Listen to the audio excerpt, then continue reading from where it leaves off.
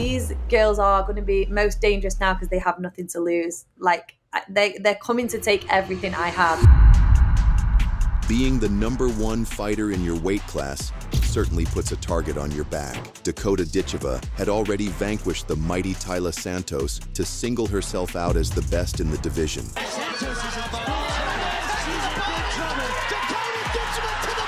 And the rest of the weight class simply couldn't hang with her. The gap in skill between them had grown too great. Back to her feet and goes immediately on the attack. This is in trouble. And that does it. In other words, she had every right to feel confident, and as she continued to win, her star power just kept on growing. But the hard work never stops, and if Ditcheva ever started to slip, the competition would surely start to catch up. And a new threat was rising, in the form of Sumiko Inaba. Don't be put off by her appearance. This girl is a killer, and she was going to pose some real interesting stylistic challenges for Ditcheva. She's a slick striker, but by no means a one-trick pony. Be careful of that. It gets up and Inaba left. And her shots definitely have pop, especially compared to some of Dakota's other opponents. Very closely at this flurry. Sumiko Inaba, Sumiko, she's 8-1, I think. She's no more, like, she knows what she's doing. She was with Bellator before PFL, so she's been around, she's experienced, and I know that she's gonna come and give everything she's got, but she's no problem for me. Can Dakota Ditcheva retain her status as the top fighter in the division by fighting off the next wave of hungry opponents? Or would Sumiko Inaba rise up and achieve her potential, upsetting the odds in dramatic fashion? This is Fighting is Art. Let's go. Dakota Ditcheva barely needs an introduction at this point. She's the most lethal fighter in women's MMA today, with no exceptions, and one of the biggest stars outside of the UFC today. And in the PFL, she's running out of opponents to prove her superiority against. This is a truly generational fighter, folks. And it's only a matter of time before she can truly call herself the #1. What to put away. Ditcheva was clearly taking it all in her stride, and the challenge of Sumiko Inaba did not faze her at all. I am so excited. These guys have missed me for sure. They've been very vocal on social media, so I'm excited to finally get back in the cage and do what I do best. But was she underestimating her opponent here? Inaba was very noticeably getting better before our very eyes. The question was just how far she could push it, and she clearly had the well-roundedness to be a credible threat. The keys to Inaba's victory could be found in her fight with Mackenzie Stiller. At exactly the right time. And more elbows from the Hawaiian Lady Samurai. Once she had her on the mat, it was all about control and ground and pound from that point onwards. But you gotta ask yourself, Sean, how much did she put into that throw and the attempt for the armbar? She's gotta be exhausted. If she got Dakota in a similar position, could the unbeaten superstar be in trouble? Very closely at this flurry. Sumiko Inaba! On paper, Taila Santos looked like a tough matchup for Dakota. She sneaks out of the side. Nice elbow inside nose. But in all honesty, this could not have been easier for her. To the face from Dakota Ditcheva. Santos is hurt coming in from Ditcheva. There's a couple. Santos is hurt. It took her less than 2 rounds to figure out one of the best flyweights on the planet. Aggressive style you're talking about. Ditcheva smelling blood. Perhaps literally as it's coming. Dakota is nothing short of an assassin in there, a killer with the type of finishing instincts that few in the sport can match. Not yet. Nice elbows. Beautiful inside elbows. There's that knee. She wasn't just making a claim about being the best flyweight in PFL, she was also making it clear that she might be the best in the world, period.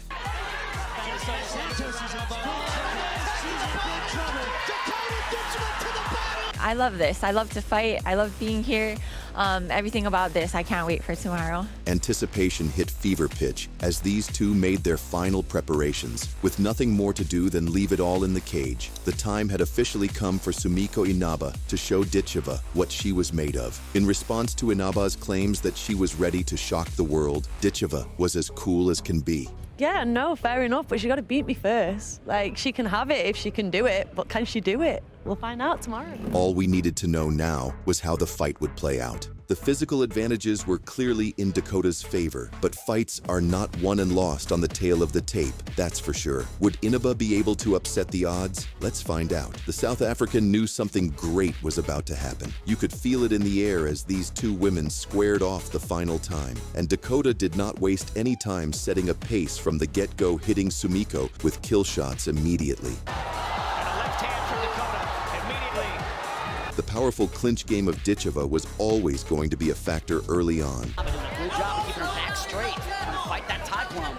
And Naba knows how dangerous these clinch could. Trying to walk Dakota down and corner her seemed to be Sumiko's game plan, but was easier said than done. Inaba's toughness was being tested straight away by Dakota's relentless offense. Here's that tie plum, knee to the body. Inaba seemed to like her chances in the clinch a hell of a lot more than she did at range. And considering the height and reach disadvantages she was trying to overcome, this was probably a wise move. Crashing in again.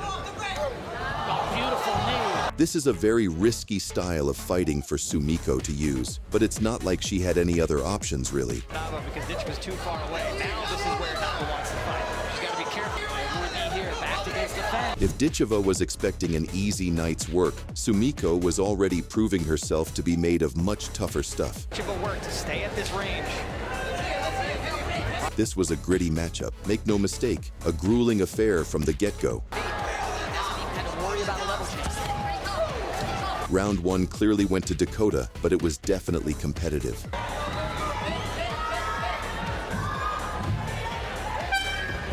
Something would need to change in the second round if Sumiko was going to build any momentum. Trying to win a clinch battle with Dakota is a very tough assignment. Here's the tie clinch again. Just textbook stuff from Dakota Ditcheva. It almost seemed like Ditcheva welcomed the challenge, wanting to beat Sumiko where she felt the most comfortable. Better job than most opponents do of minimizing damage, but the damage is still coming through. Her offense was as potent as ever, and her ability to pick the perfect shot for the right opening was truly extraordinary. And one-way traffic. Nasty beautiful from Dakota. And a flurry down to the body. Here's the elbow. Back out. Inaba was taking some real punishment now, and Dakota was not having any issues dominating her up close and personal. Arsenal, if you're going to take on Ditcheva, you have to make her at least worry about it. Conan Silvera's Dakota really is a joy to watch in there. She can fight with clean and smooth technique, but she's also capable of making things ugly. hitting him on target to the body. Look how tough Sumiko Inaba is. As the fight's midway point came, it became clear that this was not going to end well for Sumiko Inaba unless she changed something fast. Tough. She's been trying to make a scrap out of it, but she's running out of tactical answers for Dakota Ditcheva. Whatever game plan Sumiko and her team came up with was clearly getting ripped to shreds in real time. Got the man. And now the fight happens in front of the Ditcheva corner. We gotta credit her toughness, because some of these shots would have broken many other fighters in the division. Beautiful run. Ditcheva coming in. Sure, the finish didn't appear to be getting any closer, but this was a polished performance. What she has to hit Sumiko Inaba with to make her go. But I think Ditcheva brought a lot of strikes with. Dakota's physicality for the 125-pound division is really something to be marveled at. They can hit you with that. That's how hard she's been training for this fight. Look at the power on even the clinch. Yeah. Walking forward constantly and entering hopeless clinch exchanges was just not going to work for Inaba. Back to orthodox. Oh, nasty again. Another knee. Dakota is just too good at counterpunching, and even if you avoid those, her plum clinch is truly on another level. She's not seeing well out of that left eye. Another very easy round for the best flyweight in PFL. Ditcheva dig deep and maybe spin more gas if she wants to. This has been at Ditcheva's. Sumiko needed either a knockout or to drag Dakota down to the mat and submit here, neither of which looked likely. But her toughness was beyond any doubt at this stage. She seemed like she had a chin of steel.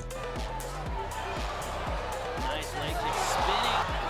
And when you give it up, Dakota looked as fresh now as she did in the opening exchanges of round one.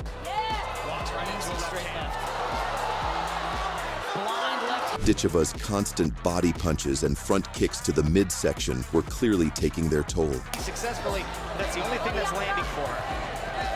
Those have all been from the clinch position where Somehow, Sumiko still didn't seem to be showing the signs of major damage, despite being hit with shot after shot over these 3 rounds. Ditcheva uncork a head kick at some point. Another beautiful. And whenever she did try to implement her wrestling, it was totally ineffective.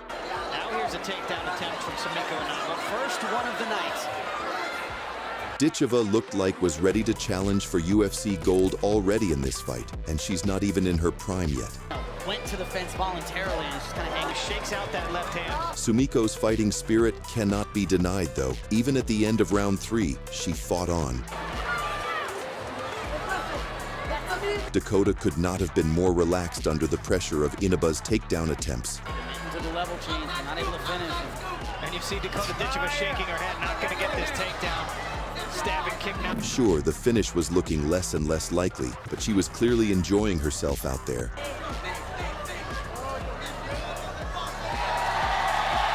This is one of the most entertaining fighters in women's MMA history, folks. Stunting a little. Grabs one more clinch. Big knee to the body. And with that, the third round finished, marking yet another dominant victory for Ditcheva. She had nothing for Sure, she didn't get the finish, but that was down to the toughness of Sumiko Inaba more than anything else. Dangerous Ditcheva! But just how far do you think Dakota Ditcheva can go in this sport? And how do you think she would do in a clash against the legendary Valentina Shevchenko? Let us know in the comments below.